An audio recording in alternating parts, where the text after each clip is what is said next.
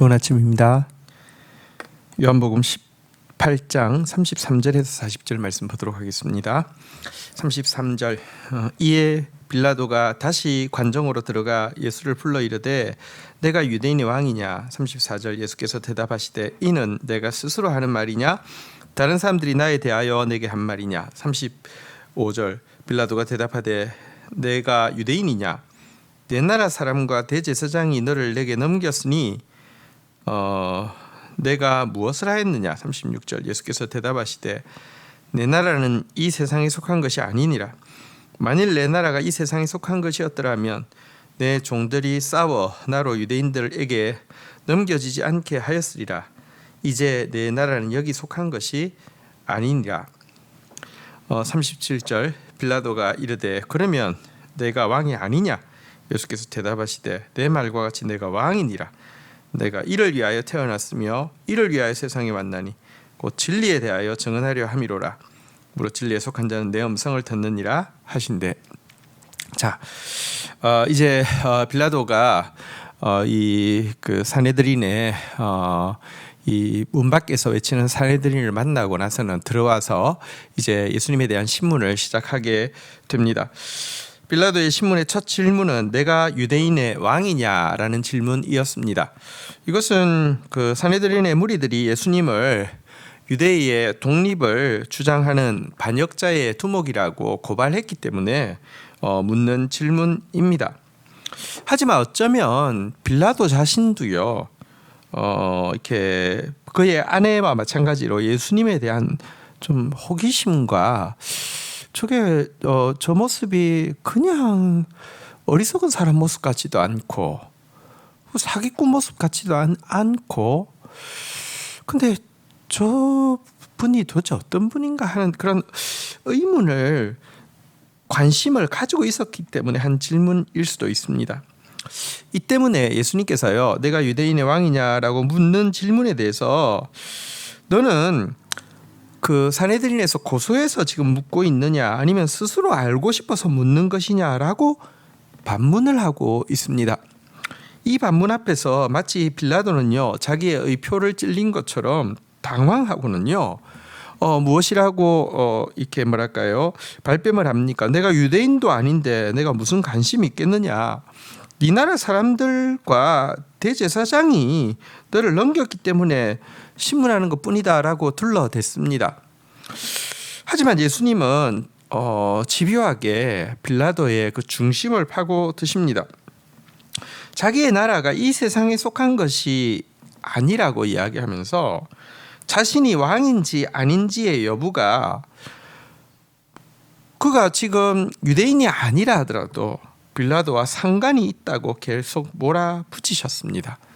그러자 그러면 너가 왕이 아니라는 말을 하고 싶은 거냐, 반역자가 아니라고 이야기하는 것이냐라고 이제 이렇게 돌려서 그러니까 좀 출구 전략으로 내가 왕이냐, 너는 지금 나에 대해서 그러니까 알고 싶어서 그러는 것이 있지 않냐 이렇게 이야기하니까 그럼 네가 왕이 아니란 말이냐 이렇게 출구 전략을 쓰려고 할 때요 예수님은 그 앞에서 분명하게 선언하셨습니다.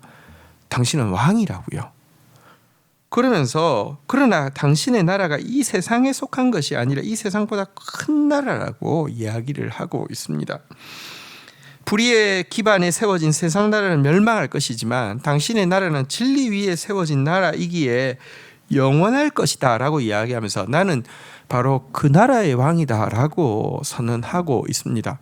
이제 빌라도는 도망갈 구멍이 없습니다. 그가 유대인이 아니어도 영원한 나라, 진리의 나라의 왕을 받아들이느냐 받아들이지 않느냐, 그 왕에게 관심이 있느냐 관심이 없느냐를 스스로 이렇게 묻고 답해야 되는 그런 위치에 서게 된 것입니다. 자, 그러자 38절 보겠습니다. 빌라도가 이르되 진리가 무엇이냐 하더라. 이 말을 하고 다시 유대인들에게 나가서 이르되 나는 그에게서 아무 죄도 찾지 못하였노라.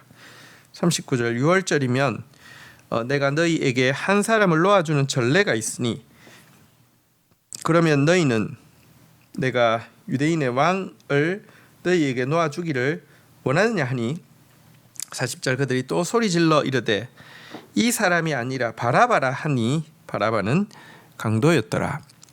자, 예수님이 진리의 왕이다라고 이야기를 하자 그는 일말의 이제 뭐랄까요 관심과 또 좀 두려운 마음으로 만약에 예수님이 진리의 왕이고 자기가 그렇다고 하면 진리 앞에 서 있다고 하면 받아들일 거냐 말 거냐만 남아 있다고 하면 두렵기도 하고 하니까 왕이라는 단어에서 진리라는 단어로 포커스를 조금 바꿔서요.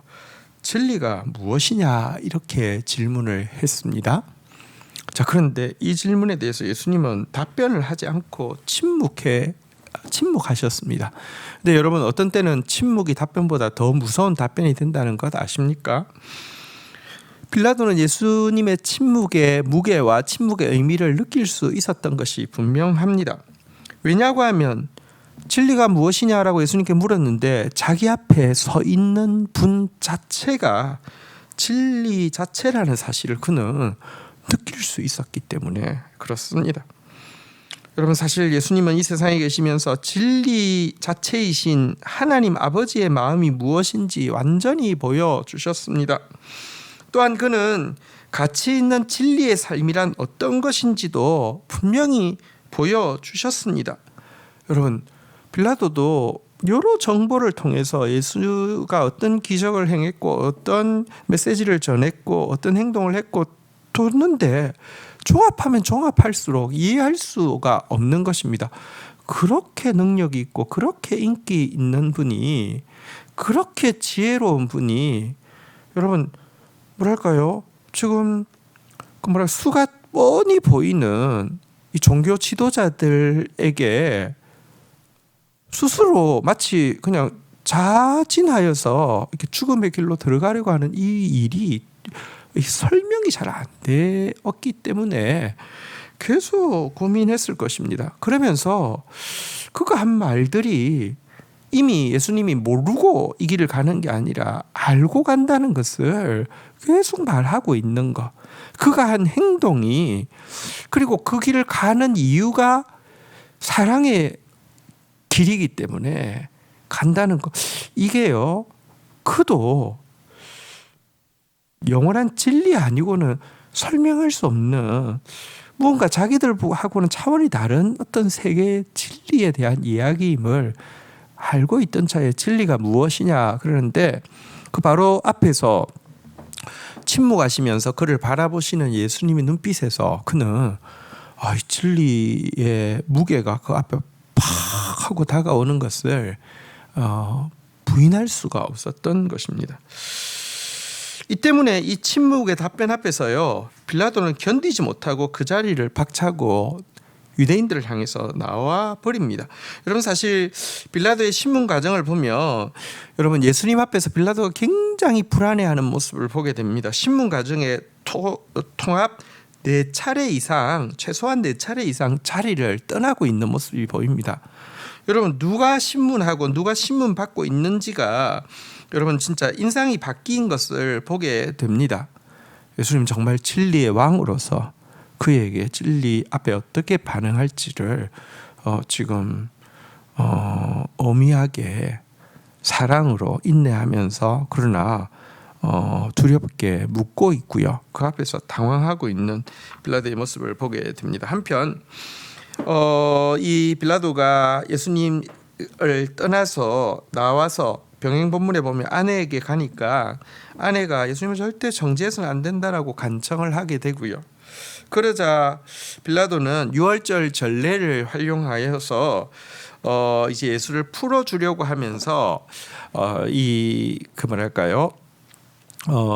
무장 봉기를 일으키고 살인을 행한 바라바와 예수 둘 중에 하나를 고르라는 조건을 내세우고 있습니다. 자기 생각에는 선하고 그렇게 얼마 전까지 그렇게 백성들이 좋아하는 예수를 당연히 선택할 거라고 생각했는데요. 근데 여러분 이 제안도 결국은 받아들여지지 않죠.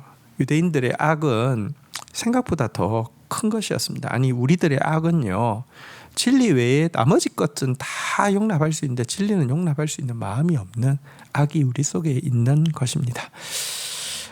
오늘 이 빌라도 앞에 서신 예수님, 그리고 마지막까지 빌라도 한 영혼에게 집중하며 빌라도에게 구원의 길을 여시려고 하시는 진리의 왕, 진리의 본체 되시는 예수님의 모습을 묵상하게 됩니다. 주신 말씀 붙잡고 기도하며 나가도록 하겠습니다. 주님, 우리도 예수님 앞에 신문을 받습니다.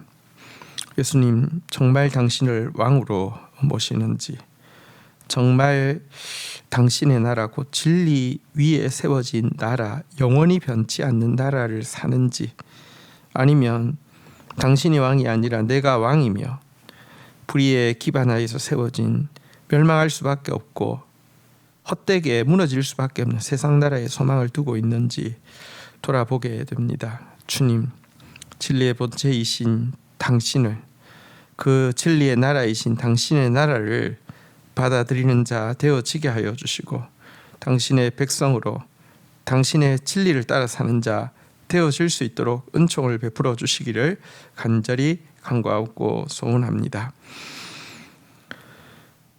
이 땅을 긍휼히 여기시고 하나님의 나라에 가까운 모습으로 마지막 때에 살아가는 한 민족이 주님만 주실 수 있는 은혜 가운데 통일을 이루고 열방 가운데 주께 받은 놀라운 사랑과 구원의 진리를 빚갚으면서 열방을 섬기면서 설 수 있는 긍휼을 베풀어 주시기를 간절히 간구하고 소원합니다. 예수 그리스도의 이름으로 기도 올립니다. 아멘.